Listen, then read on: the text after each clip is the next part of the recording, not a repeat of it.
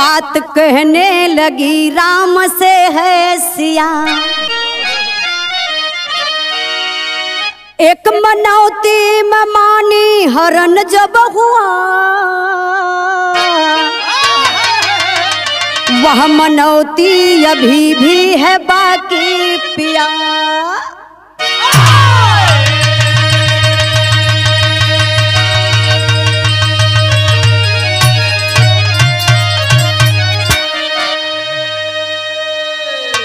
हे बाबू, जिद बड़ा खराब चीज बा हो, चाहे कौना भी चीज का जिद हो, पहले एक बार माइंड में सोचे के चाहिए। लेकिन हम बताओ बनी, एक लाइन कव्वाली का टुकड़ा लगल बा मास्टर साहब। मुझे आना नहीं था, मुझे आना नहीं था, बुलाया गया है।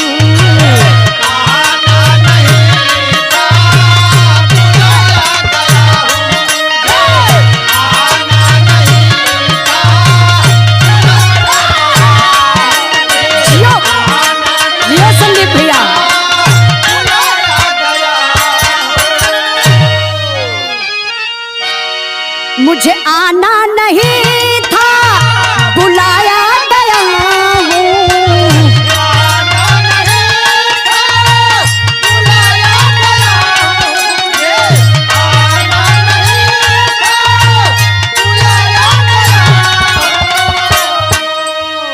मुझे पीना नहीं था, पिलाया गया है।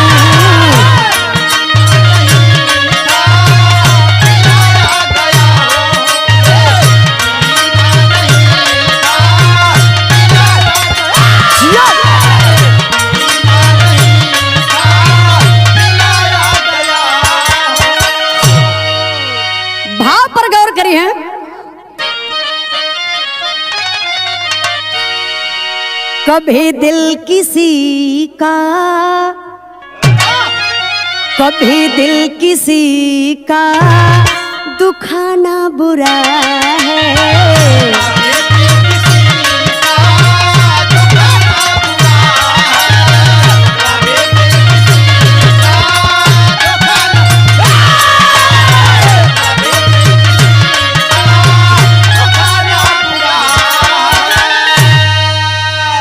कभी दिल किसी का दुखाना बुरा है।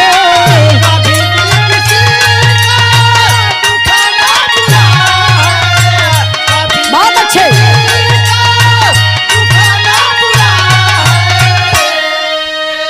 भरोसे पे खंजर, भरोसे पे खंजर चुभाना बुरा है।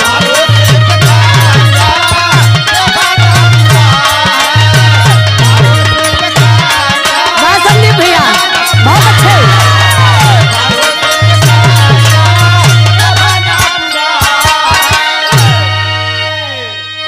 कहानी का शुरुआत बा, आप लोग कहानी पर गौर करी, कहानी कहां से कैसे लिखल गई मास्टर साहब।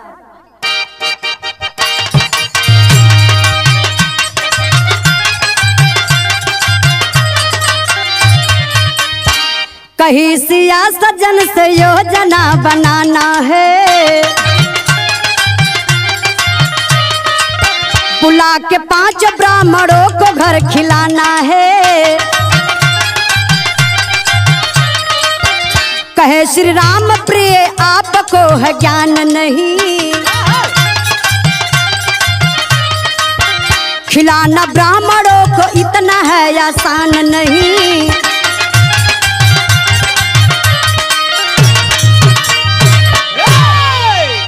भैया बात तो समय का बात, जौने समय भगवान रामचंद्र जी के वनवास भयल, लेकिन सीता माता जी के वनवास ना भइल रहल, लक्ष्मण जी के वनवास ना भइल रहल। सीता जी साथ में गईली, सीता हरण हो गयल। और जब सीता हरण भयल तो लंका नगरी में बार बार सीता जी पश्चाताप करें बाबू। एक ठे मनौती मान दली काली अगर सुरक्षित अपने अयोध्या नगरी में चल जाई तो 5 गो ब्राह्मण बुला के अपने दरवाजे पर भोजन कराई। जब सुरक्षित अपने अयोध्या नगरी में अली सीता जी तो भगवान राम से कहली कि स्वामी जी हम तो भुलाए गलली है, आज हमारे अचानक याद आयल है हम जौने समय लंका नगरी में रहली देखे मनौती मनले रहली कि 5 ब्राह्मण बुला के अपने दरवाजे पर भोजन कराई। भगवान राम कहलन कि ब्राह्मण के खियाई इतना आसान नहीं खे, तू ये चक्कर में मत पड़ा कि सीता जी कहे के माने रुक जात न। हाँ हाँ गीत लगल बा मास्टर साहब।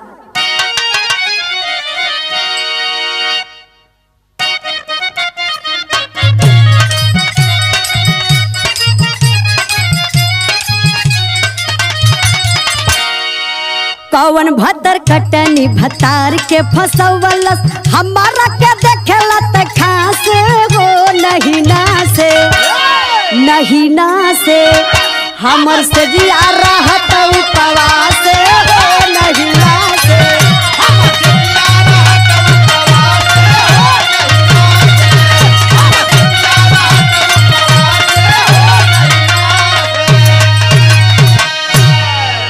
अच्छा तब में हरारू जाते ऐसे नहीं इंद्राज भैया जौने मर्दे का कमजोर नस पकड़ ली है ना वो मर्दे का जिंदगी चौपट हो जाला। चौपट इनकर वाली पकड़ ले हो हमार वाली ना संदीप वाली।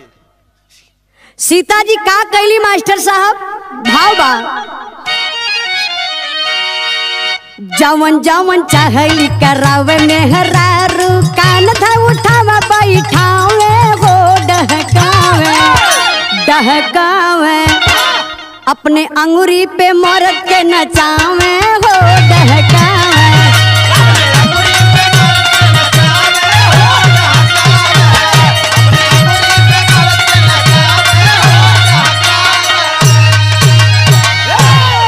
भगवान श्रृंगी ऋषि के द्वारे चली भइल हो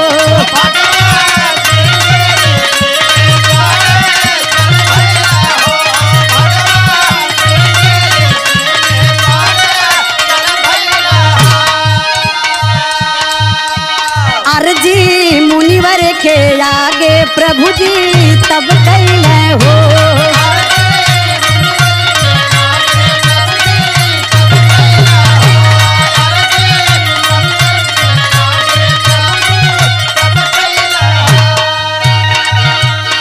सिया महारानी तो के नेवता पठवली सिया महारानी तो के नेवता पठवली खाए खाती घरवा बोलावे हो डहकावे डहकावे सिया रची रची भोजन बनावे हो डहकावे।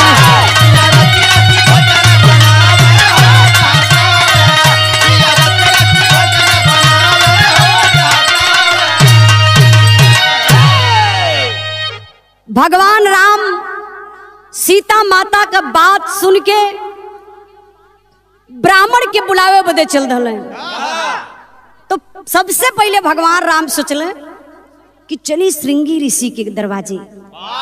जब श्रृंगी ऋषि के दरवाजे पर गईलन कहला कि मुनिवर किसे हो आपसे हमार निवेदन बा सीता जी आपके बड़े प्यार से निमंत्रण भेजोले बानी आपके हमरे दरवाजे पर भोजन करे के बा। अरे जब इतनी बात श्रृंगी ऋषि सुनलन हो धोती कसा लगना तब भयल का मास्टर एक लाइन गीत लगल बा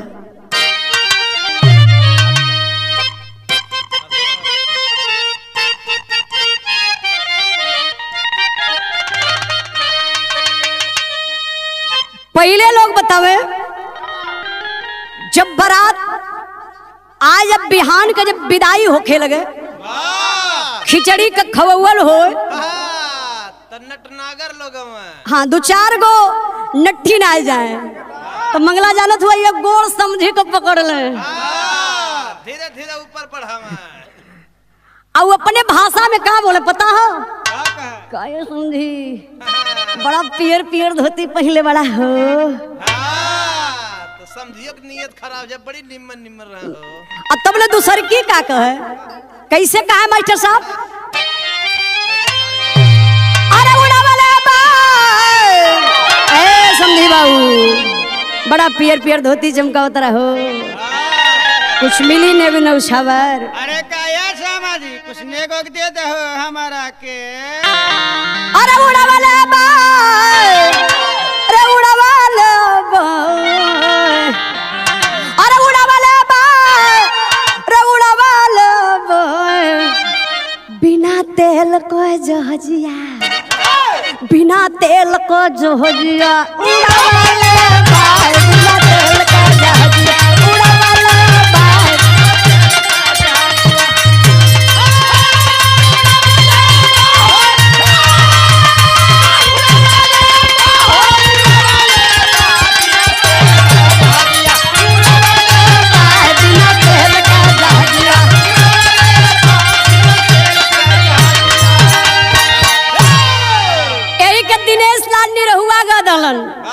होली गीत हो गई नहीं। अरे हजार गारी ए बबुआ अरे हजार गारी रे हजार गारी अरे हजार गारी रे हजार गारी रंगा फेंकबा त देव हजार गारी रंगा फेंकबा त देव।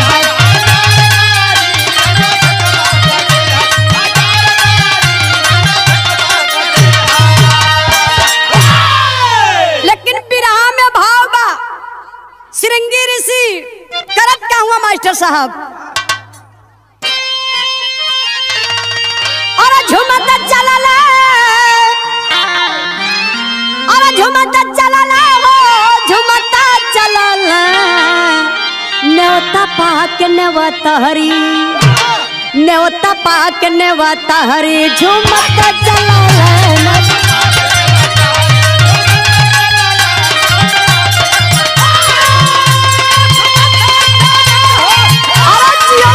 क्या बात है बहुत अच्छे।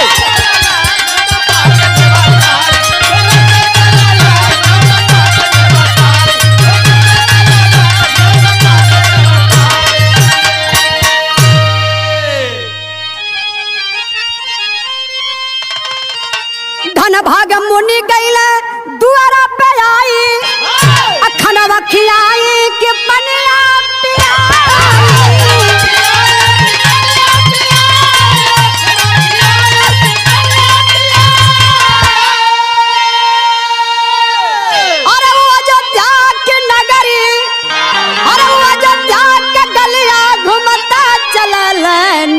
पाक नेवता हरी नेवता पाक नेवता हरी झुमत चलला नेवता पाक नेवता हरी।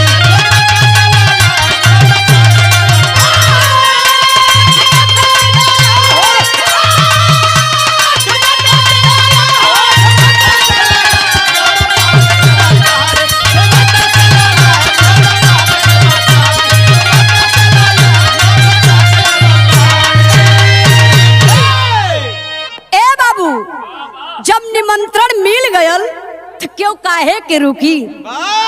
बारे खुशी में सब झूमत बा।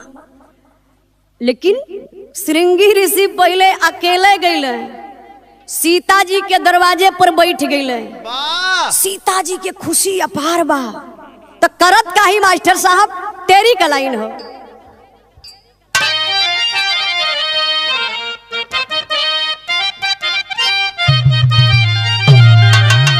अरे मोरे राम सुकुमारी सीता सेवा में जुटी श्रृंगी ऋषि महल में बैठा आसन मारी अरे हो मारी अरे हो मारी। अरे सीता के अपार खुशी है न हो बड़का परात लेके अली गंगा जल डलली श्रृंगी ऋषि का हाली हाली पांव पखारत हई अब हर घर में खाना का तैयारी का होत बा मास्टर साहब, गीत बदल गईल बा।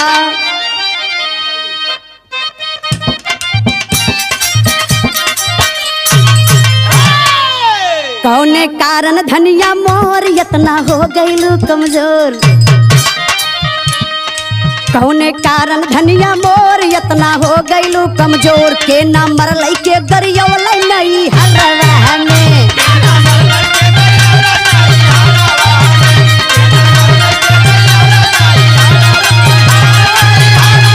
अरे जियो मालिक, क्या बात है। के ना मरलई के गरियौलै नहीं हरवा में।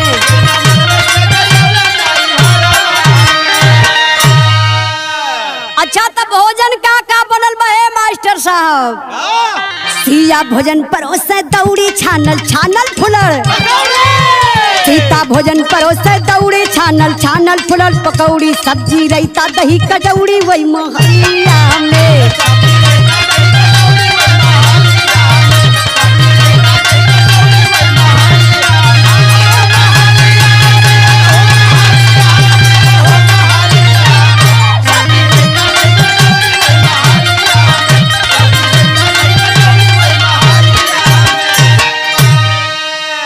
परोरा कटहर के रसदार कलौजी बनल जाए के, परोरा कटहर के रसदार कलौजी बनल जाए के, दार चटनी आमे के अचार वही मोहल्ला में।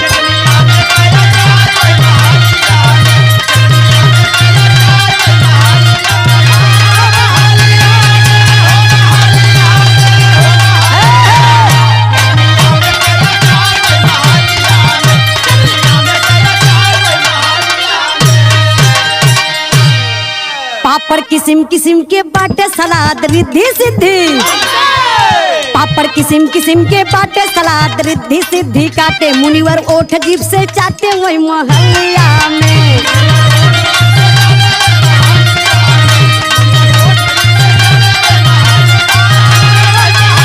क्या बात है। मुनिवर ओठ जीभ से चाटे वही मोहल्ला में।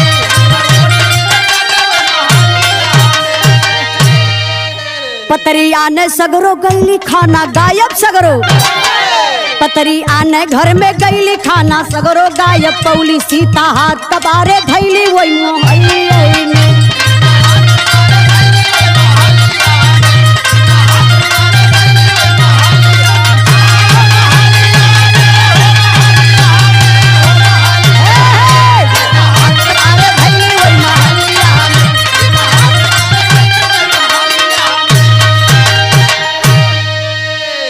अरे बाप रे बाप, जब सीता लियाई के परात का परात चावल, परात का परात पापड़, परात का परात ये होत बस सब्जी। कलौजी एकदम नंबर। अरे बाप रे बाप, देखते खाना कने मिजाज गरम हो गल मुनिवर का। सलाद दू जने लेके आईनी न। अब वो देर काहे के करें, श्रृंगी ऋषि खाए शुरू कइले, आ खाना घर में से आवता श्रृंगी ऋषि खात बड़े, आ सीता सोचली कि खाना पहुंच गल बा, अब पतरी लिया के रखी खाना परोसी, आ जैसे ही सीता जी गईली अंदर पतरी आने बदे, हर पोजीशन खाना कब का बा, पूरा खाना गायब। सीता जाय के वही रसोई घर में कपारे हाथ धई के बैठली, कहली ई हम जिंदगी में गलती कदहली का, अब करी तो करी का। तबले भगवान राम बहरवा से भागल भीतरा गईलन, आ सीता जी से कहले का मास्टर गीत बदल गईल।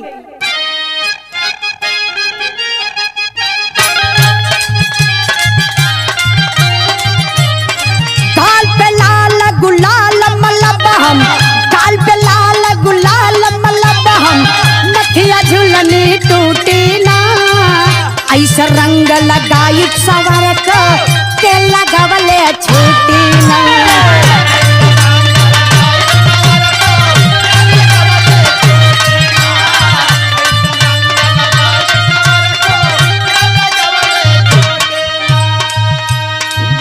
भगवान राम सीता से कहत हुआ का कहले मास्टर, तोहरो सगरो कैल मनवती तोहरो सगरो कहा तया जपुरा दीका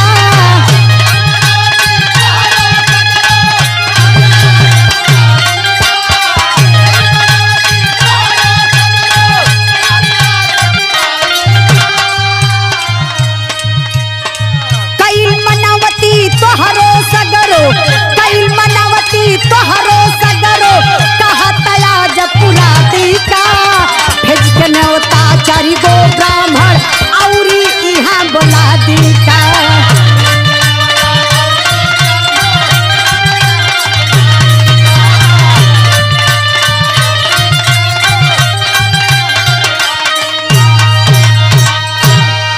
दुनिया में भगवान के दर्जा दिहल जला मेहमान के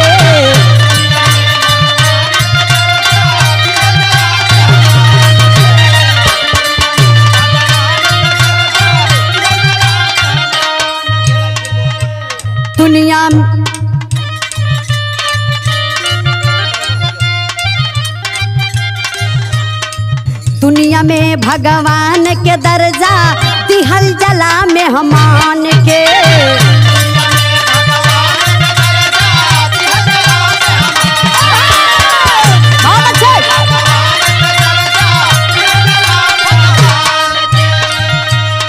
कौनो मनवती मानल जाला मरद के बतिया मान के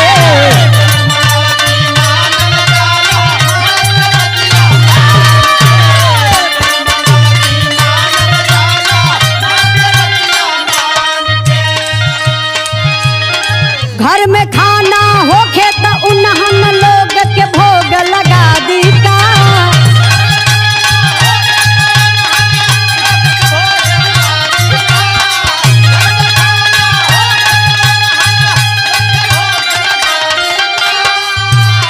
भेज के न्योता चारि गो ब्राह्मण औरी इहाँ बोला दीका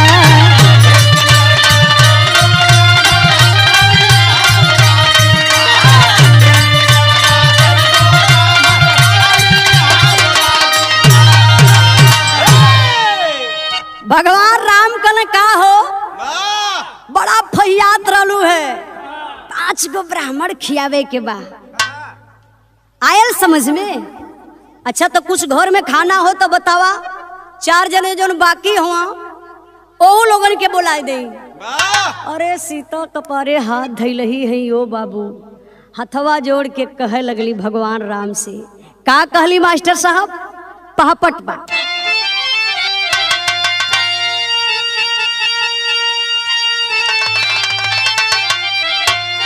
अरे कासिया जन जी अरा मोरे जरावा हमारे स्वामी जी अजरले पर तू नीमक जन गिरावा हमारे स्वामी जी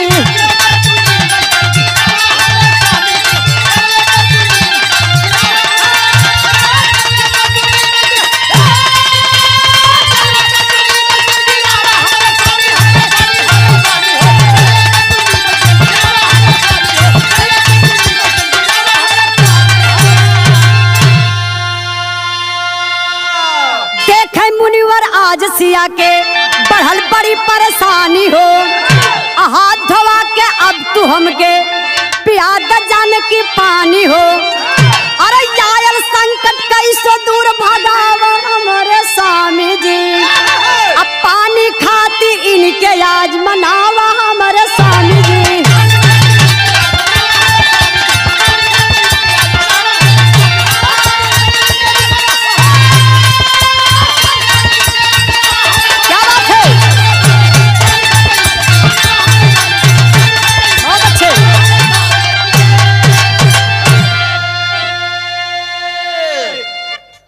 भगवान राम खले का हो आए गल तोरे समझ में।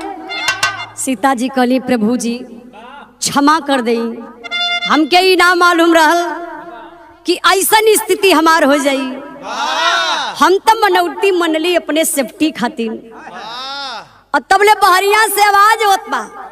सीता जी कहली ए प्रभु जी अरे यार का झंझट छोड़ा हऊ देखा बहरे से आवाज होत बा मुनिवर पियासल हुआ उनके पानी चाहता अभी कैसे इज्जत बची हमके पता है ना बा। इतना जे खाना खा गल तो कितना पानी पी। हाँ, समर सेबुल का पाइप मुंह में ठेल देवे के चाहत रहा। तोहरे कमी रहल वो जो तोहाँ जाए के चाहत रहल। तब भगवान राम ध्यान धैलन बाबू। तब भयल का मास्टर साहब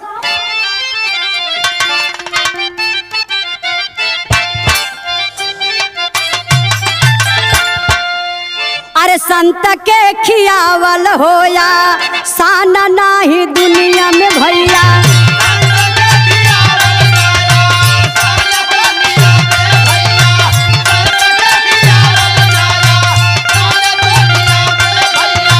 हो जइहा नाराज राजा सोच भगवान।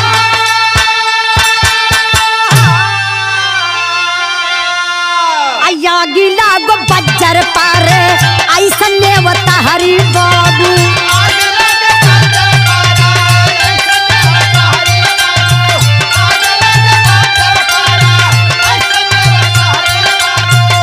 अपना मनौती मानव सुन श्रीमान।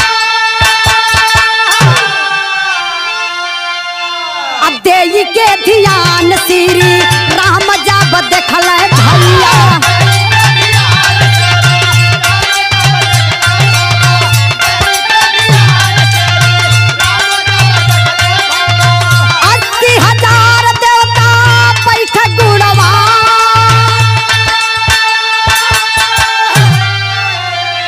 हाथ जोड़ी मुनि आगे राम तब भैले बाबू।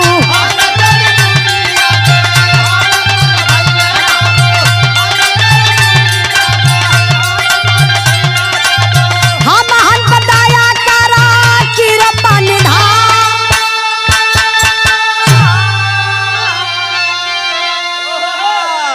भगवान राम जब ध्यान लगौलन कि आखिरी होत का बा तब भगवान राम की समझ में आयल कि अरे श्रृंगी ऋषि अकेले बैठल हुए हैं, लेकिन श्रृंगी ऋषि के पीछे 80,000 देवता बैठल हुए। श्रृंगी ऋषि खात हुए और 80,000 देवता के पेट में जात हो। तब भगवान राम समझ गए कि ओ हो अब हम पानी तो ना ये जन्म में पिया पाई। जाय के श्रृंगी ऋषि के सामने खड़ा भइलन भगवान राम। झुक गए कहले प्रभु जी ए जन्म में तो पानी हम ना पिया पाई, लेकिन वादा करत बनी द्वापर युग में पानी जरूर पियाई बाप के। तो द्वापर युग में भगवान राम श्रृंगी ऋषि के पानी कैसे पियावत हो मास्टर साहब? अरे बोले रघुबर मुनिवर से तो मीठे बनिया द्वापर युगवा में तो क्या पियई बनिया।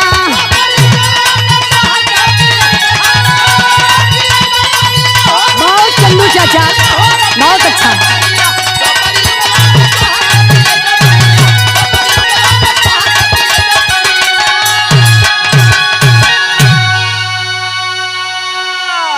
द्वापर युगवा में भइले कृष्ण अवतार हो। गोवर्धन का पूजा कैले मदन मुरार हो। अरे बरखा करवल भारे इंद्रगनिया द्वापर युगवा में तो क्या पियई बनिया।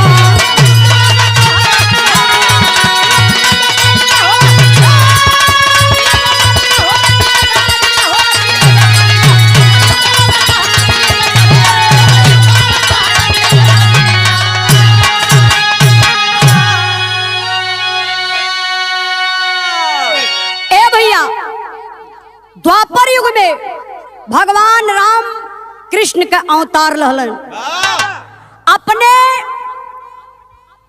यादव बिरादरी में गोवर्धन पूजा होला। जब ये गोवर्धन पूजा होखे लगल तो इंद्र देवता सोचल है कि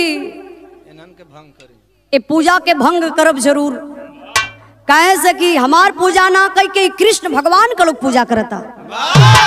और पूजा के भंग करे के लिए और पूजा के भंग करे खातिर लगल बरसे इंद्र भगवान इतना बरसल इतना बरसल इतना बरस दल पानी खत्म पानी हो गल जल जल हो गयल। तब कृष्ण भगवान ने बात के समझ गए कहले ओहो का समझला मास्टर खेला बुझला इंद्र के तब कृष्ण मुँह से कैला आ गोवर्धन गिरी के कानी अंगुरी पर उठावला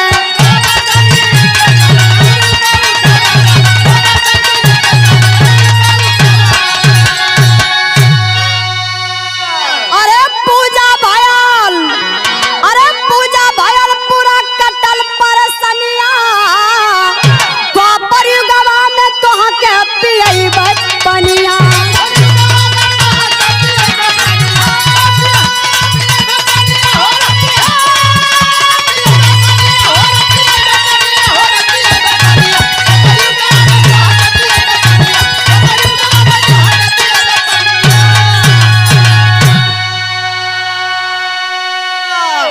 कृष्ण भगवान समझ गए कि इंद्र देवता लीला करत हुआ और वो हमारे आगे बस कृष्ण भगवान अपने कानी उंगलिया पे गोवर्धन पहाड़वा के उठा ले।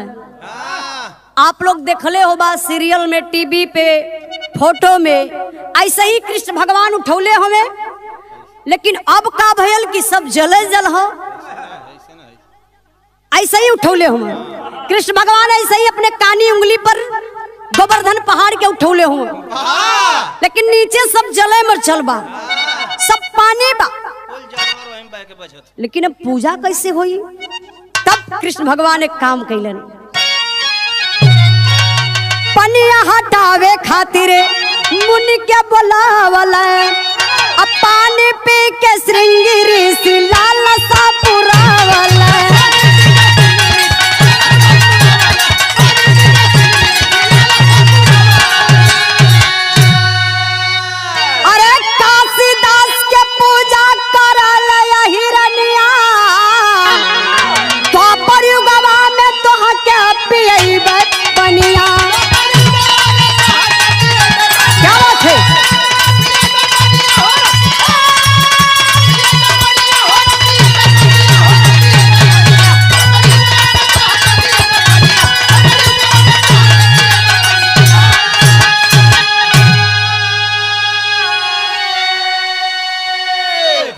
कृष्ण भगवान गोवर्धन पहाड़ के अपने उंगली पर उठौले बटन, लेकिन सब लोग परेशान बा सब जलल जल बा आखिर पूजा होई कैसे। तब कृष्ण भगवान याद कैले त्रेता युग में वादा कैले बानी श्रृंगी ऋषि के पानी पियावे के, तो ऐसे बढ़िया मौका श्रृंगी ऋषि के बुला ले काले मुनिवर त्रेता युग में भोजन करौली वादा कैले रहली कि द्वापर युग में तो के पानी पियाई, तो प्रभु जी आई पनिया पी ले। श्रृंगी ऋषि अइलन पानी के पियलन, अब पूरा पूजा का माहौल बन गया, पूजा शुरू हो गया। तब से काशी दास का पूजा शुरू होखे लगल, आई तब से काशीदास बाबा का पूजा होला। आखिरी हमार कहना बा मास्टर गुरु बिहारी गुरु गणेश गुरु राम लाल गुणकारी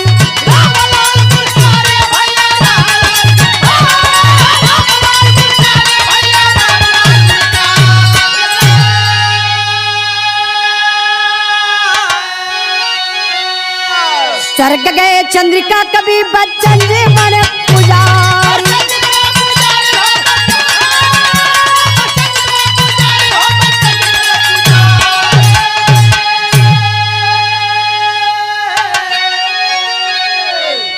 अरे सुकुमार सीता सेवा में जुटी उजाला प्यारे लाल का सरस्वती महतारी सुकुमारी सीता सेवा में जुटी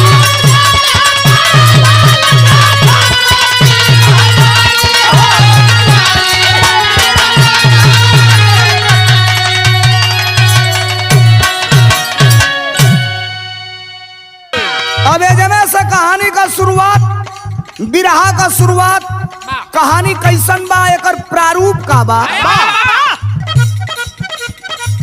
एक मुसहर की बेटी सयानी,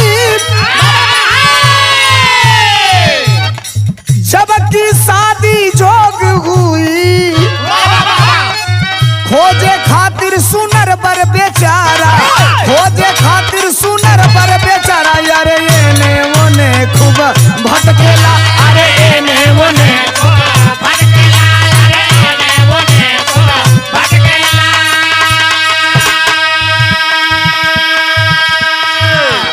जात का मुसहर। अच्छा है कि बुरा मत मनिया लोग, पंच लोग, सुने वाला लोग।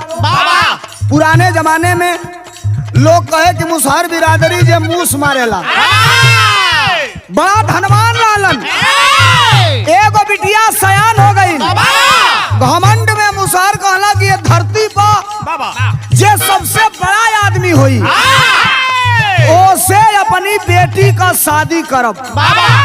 आका सोचलन, अरे धन के घमंडे हो कर बोला, अरे शादी न करब बिरादरी में, धन के घमंडे में हो कर बोला, अरे शादी न करब बिरादरी में।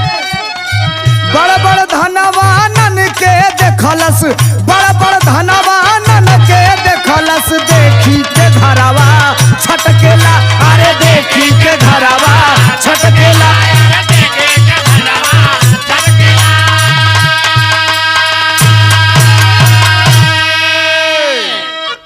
अब मुसहर के ही मन में घमंड हो गई, जे दुनिया में सबसे धनवान, सबसे बलवान हुई, वही से हम अपनी बिटिया का शादी करब। केहू बतावल कि सबसे बड़ा आदमी ये पूरे ब्रह्मांड में सूर्य देव हवन। पहुंच गई ना मुसहर के करी कि हाँ तो सूर्य देव की हाँ जाए के हाथ जोड़ले हवन। सूर्यदेव कहलन की बताइए कैसे आगमन हुआ, बिरहा में तरस लग गई।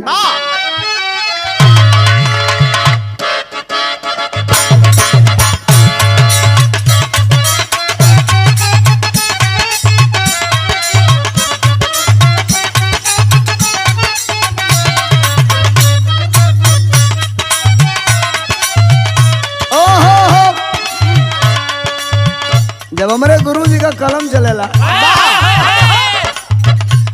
दुनिया कंप्यूटर कभी कहेला। बिरहा गावत रहो, 5 मिनट का मौका मिली, एक बिरहा तैयार। भैया लोग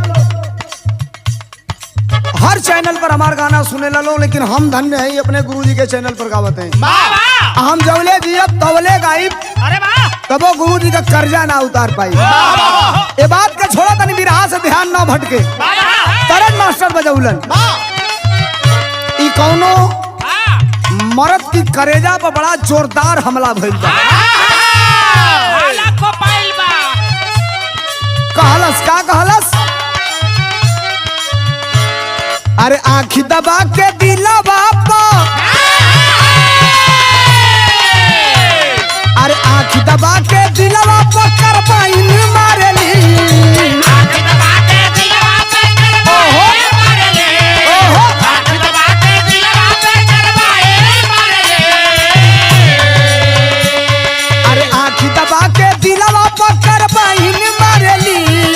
जंगला वाली आया है, बंगला वाली आया है, बंगला वाली जंगला से लाइन मारेली, आया है बंगला वाली लाइन मारेली।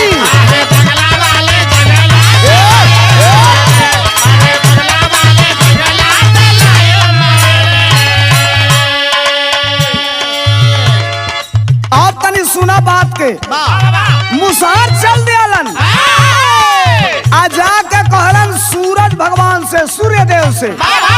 का कहलन, दिल में लगल बा पूरा कैदा साध हमरो, दिल में लगल बा पूरा कैदा साध हमरो, दिल में लगल बा पूरा कैदा साध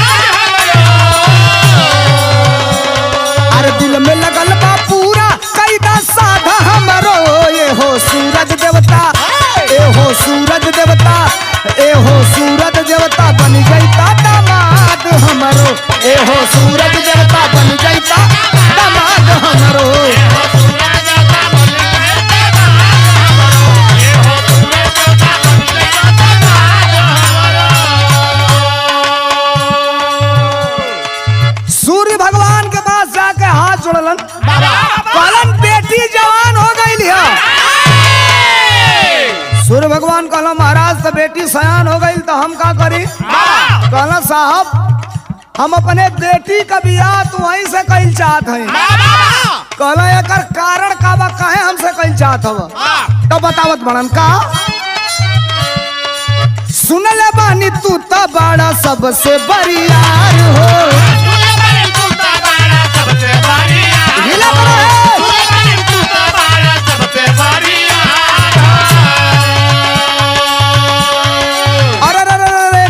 अरे एक मिनट सुन भगवान कहला कि का कहला? मुसहर कहला कि महाराज सुन ले बानी सबसे बरियार तू ही हवा। कहला रुका गलत बोल गईला, तुहरे नजर में बरियार है लेकिन हमसे असलियत सुना। सुन ले बानी तू तो बाला सबसे बरियार हो। तब सूर्य देव कहलन का अरे कहे सूर्य बादल देला हमरो के तार हो। कहे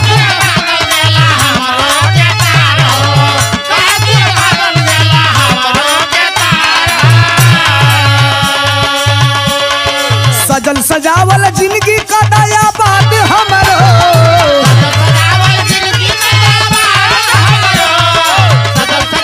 जिंदगी का अरे सजल सजावल जिंदगी का दया बात हमरो। ये हो सूरज देवता, ए हो सूरज देवता, अरे ए हो सूरज देवता बनी जा दामाद हमरो। ए हो सूरज देवता बनी जा दामाद हमरो।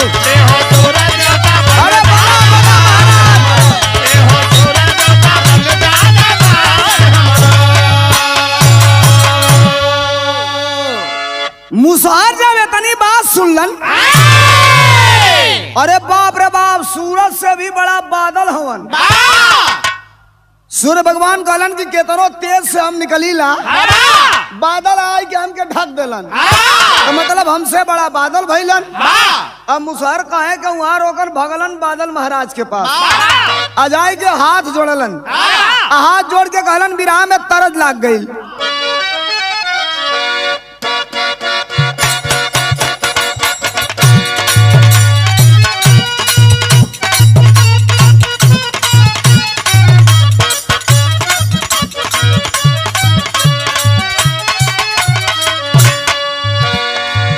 बलेश्वर जी गाँव ने तरज के ऐसे तो बलेश्वर जी का बड़ा बड़ा तरज सुने के मिलल है। बिकाई है भाई बीए पास घोड़ा निकला गए टिकुलिया गोरखपुर के।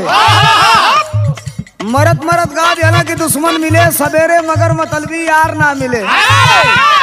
एक लाइन और गौलो की रड़ुआ रहे जन्म भर मगर बेलज्जी नार ना मिले।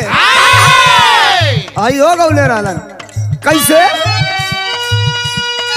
के जब कटार का कोवा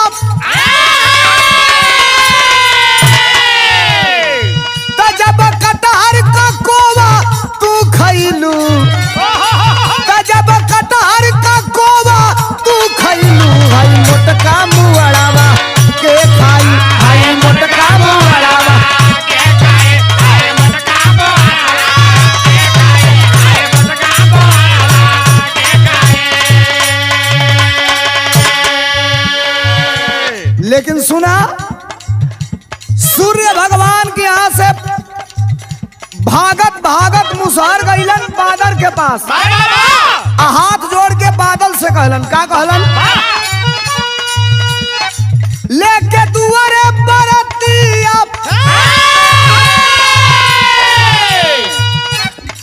लेके दुआरे बरतिया आ जईता,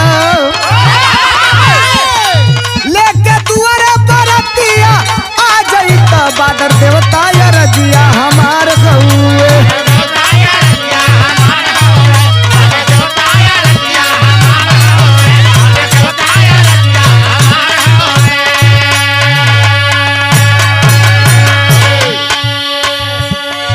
सुना सूर्य भगवान के पास से भगल गईलन बादल महाराज के पास।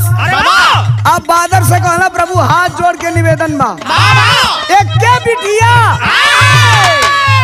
हम अपने बिटिया का बियाह तो ऐसे कई चाहत हैं। बादल महाराज कहना कि खूबी का हमरे में बा अबे ही पूछते हवा तौले मुसहर एक लाइन और ध दिहला का कहला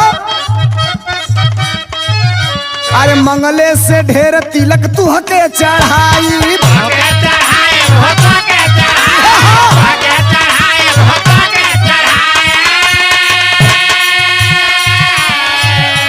ए महाराज तू बारात लेके आवा आ जेतना बरतिया हन जान तला का करब अरे जमन तू हर लोग खई है खुशी से खियाई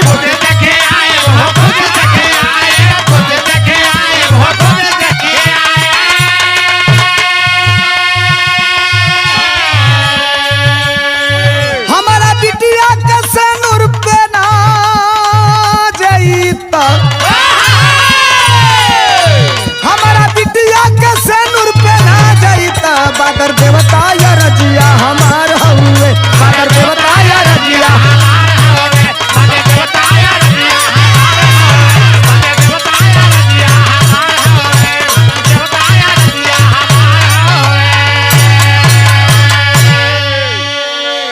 बादल महाराज कहलन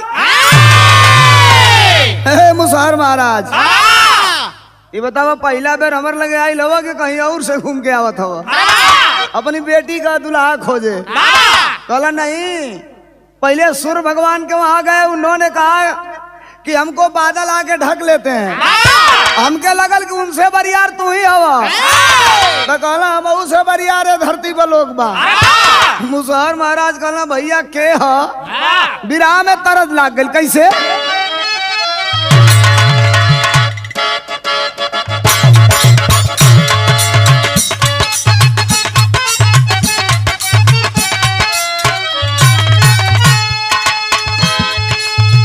कौनो लड़का पागल हो गई कारण ही रहल केहू के देखल चाहत रहे 2.5 महीना घोरियावत 1 फुट माटी खून देले रहे एक दिन तनी सा झलक मिलल आ जब झलक मिलल तो कहलस का कहलस ए हो करे जा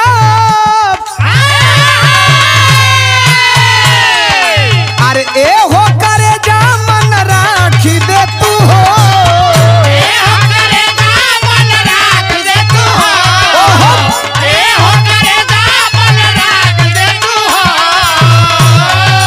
अरे ए हो करे जा मन राखी दे तू हो अरे ए हो करे जा मन राखी दे तू हो तनी खिड़की से एक बेरी अरे तनी खिड़की से एक बेरी ताक दे तू हो तनी खिड़की से एक बेरी ताक दे तू हो तनी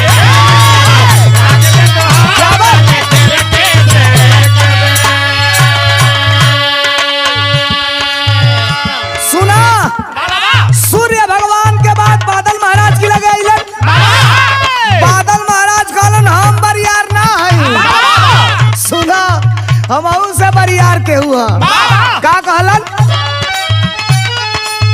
हमके ये नेऊने हमके ये नेऊने छितिराई देला हो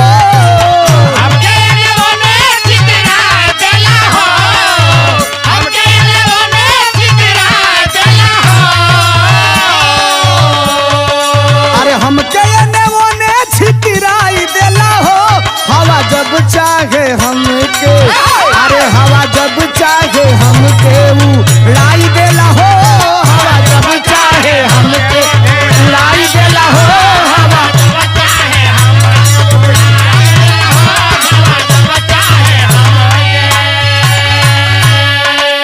ए भैया लोग सूर्य भगवान के पास से निराश होकर बादल के पास बादल महाराज कलन की साहब हम उसे बरियार पवन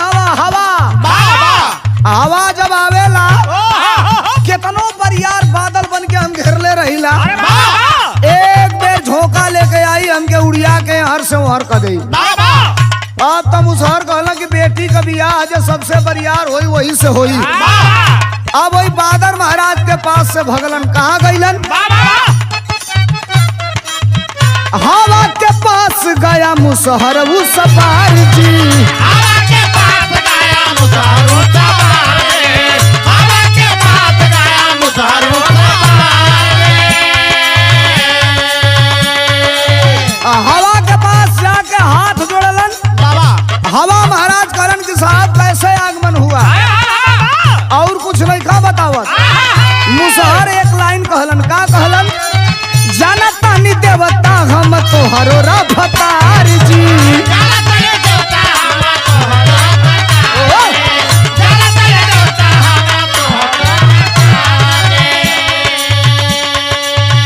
कहला कि ये भाई हमसे तो से कोनो परिचय नहीं खे।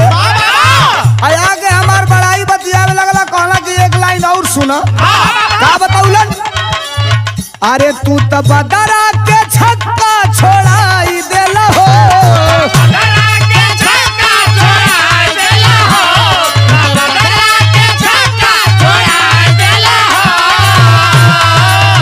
अरे तू तो बदरा के छक्का छोड़ाई देला हो। हवा जब चाहे हमके, अरे हवा जब चाहे हमके उड़ाई देला हो। हवा जब चाहे हमके उड़ाई देला हो। हवा जब चाहे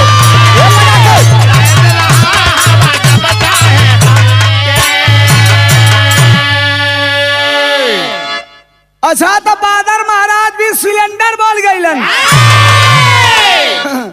हवा महाराज के पास गईलन। हवा महाराज भी इनका बात सुनलन। अब बात सुनने की बात कहना देखा तो के कुछ बताई। अब बड़ा उम्मीद लेके हमारे की आइल हवा, लेकिन यू जैसे तो के असफलते हाथ लगी। विराह में टेरी लगल कैसे?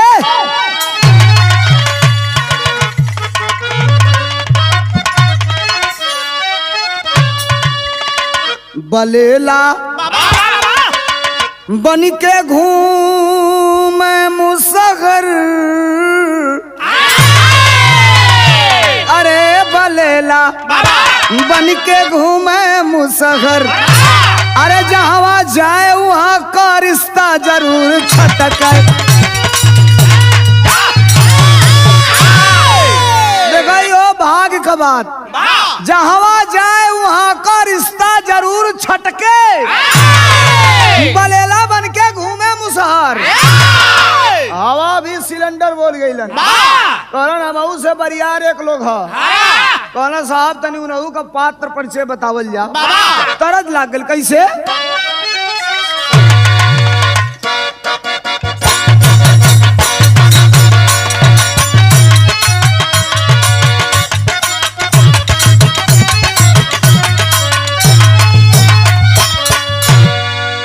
तरज बा गीत बा की गोरिया मुश्किल है जीना तेरी गली में। गोरिया मुश्किल है जीना, अरे तेरी गली तेरी गली तेरी गली मेरे मजा हो मजा बरहो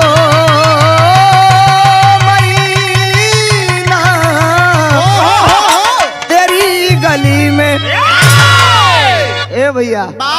बादर महाराज कहला हुजूर अगर हमसे अपने लड़की का ब्याह करे के उम्मीद लेके आई लोग आ तू ये भ्रम में होगा कि सबसे बरियार हम ही हैं, तई तुहार भरम बा। हाँ तो मुसहर कहला सरकार तो हूँ से बरियार के कहला जरूर। पूछलस के तो बतौलन के हम के जुलुमी पहाड़ावा रोक देला हो।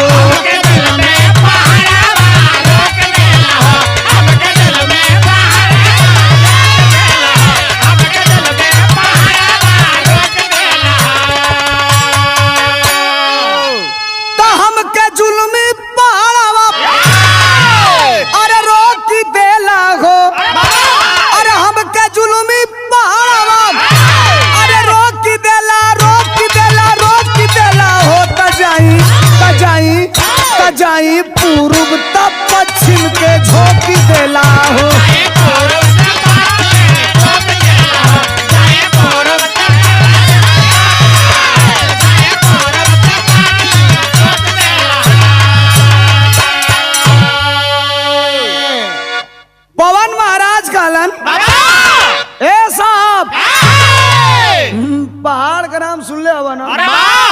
पहाड़ का नाम सुन ले हुआ केतनो बेग से हम चलीला पहाड़ खड़ा हो के हमार कुल गति रोक देलन का कहलन अरे खड़ा सामने होला कर चौड़ा सीना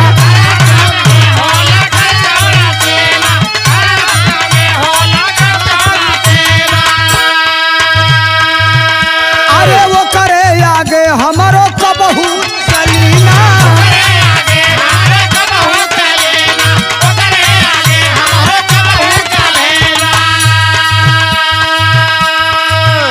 तब बढ़ल चाहिए आगे अरे तट्टो की दे लागो हमके जुलमी पहाड़ावा अरे रोकी दे लागो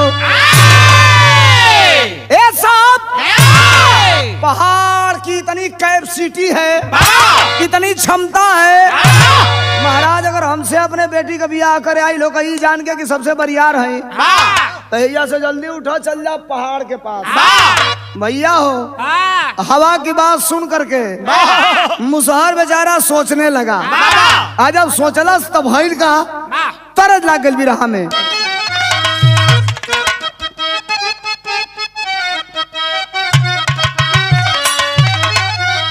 अरे पिया बिना देहिया पिया रईली सुनरे साखिया पिया रईली सुनरे साखिया अजहिया ले गवनमा हमहु गईली सुनरे साखिया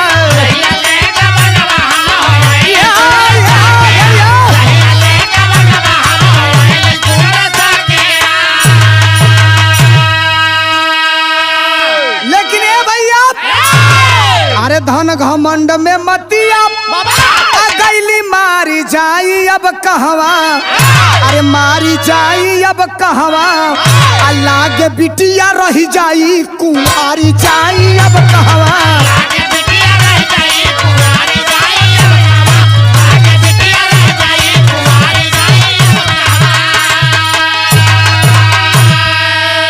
तब पहाड़ से जाके कहले वो दिलवा के भेदवा हो पहाड़ बोला मुसवा मोरे छाती में कैले छेदवा हो कपड़ा धई के बैठल अमनवा मारी जाई अब कहवा मारी जाई अब कहवा अब बिटिया कैसे पानी मुसके नारी जाई अब कहवा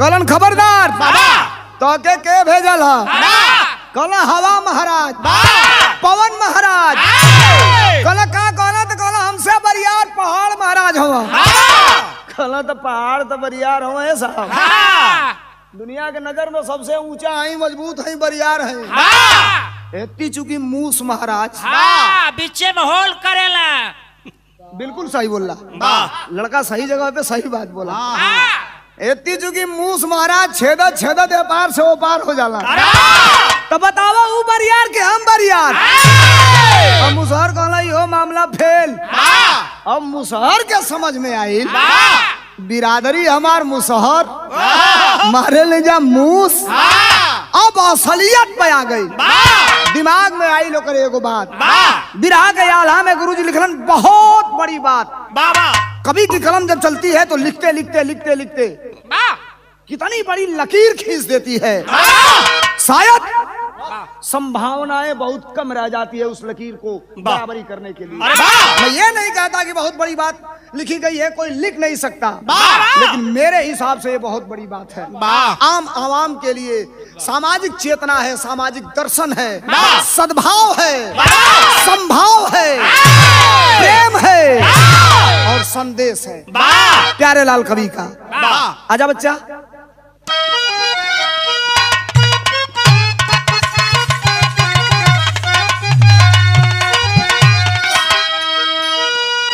अरे ढेर जे चलाक हो ए भैया बनेला दुनिया आ गिर जाला खाई में ना संभरे ई नशा।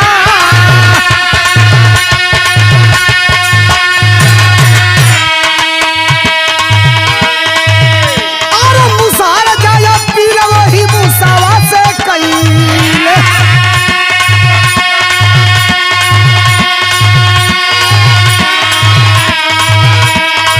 बन जाता माद हो हमारा श्रीमान।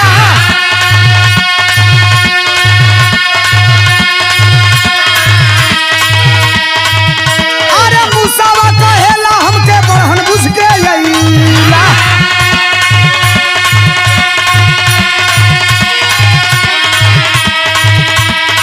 हमसे ज्यादा जग में मुसहर पलावा।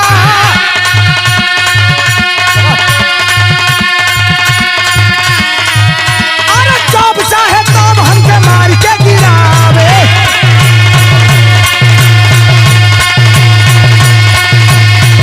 अरे उनके आगे बस नहीं चले श्रीमान।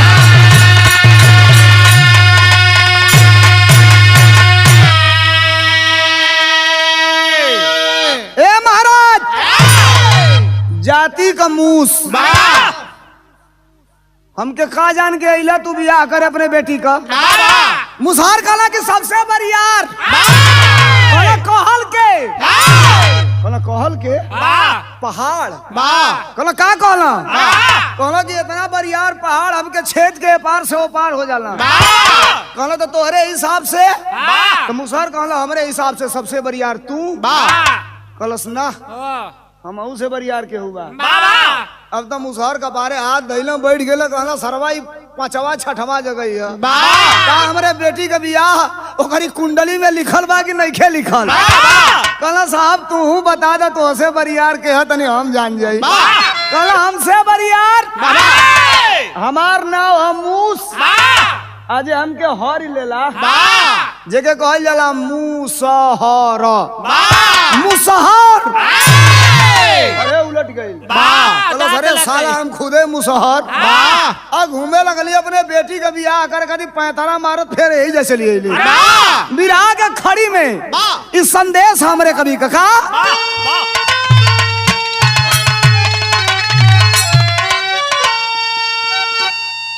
बड़ खाली रुपया से लोग ना होला, बड़ धन दौलत से लोग ना होला। देखा कितना अच्छी बात हमरे कभी आदरणीय प्यारलाल गुरुजी लिखले हमन का लिखलन मास्टर।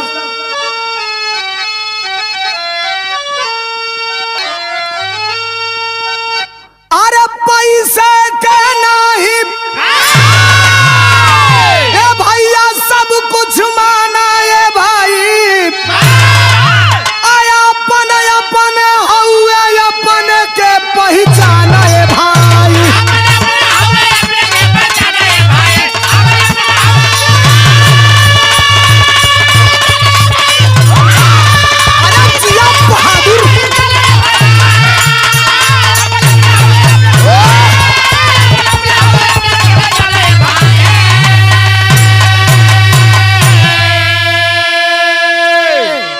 वाह कवि जी ऐसे हमहू के सीख मिलत बा। खाली सुने वालन के नहीं गावे वालन के भी सीख हो कि अपन अपने हुए अपने के पहचाना है भाई। इस साबित किए हैं हमारे कवि जी। इस धरती पर इस दुनिया में जैसे 4 सूत का बोल्ट बा तो में 4 सूत का नट क्लियर होई सही से फंसी चूड़ी में घाट पर घाट बैठ जाई। मोट पातर चूड़ी हुई तो समाई ना आई। यार ऐसे कहो ना कि 4 सूत का बोल्ट बा तो 5 सूत का नट डलवा तो गप दे बगल से वो बगल चल जाए। बात फरिया के बोले। एक लाइन और गुरुजी लिखलन का अपने बिरादरी के देखिए के जवाना अरे बेटी का बियाह कैले देखे कन्यादाना।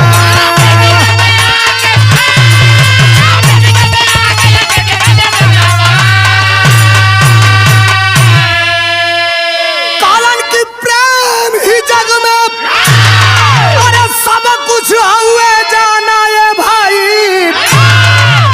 अपन अपने हुए दुनिया में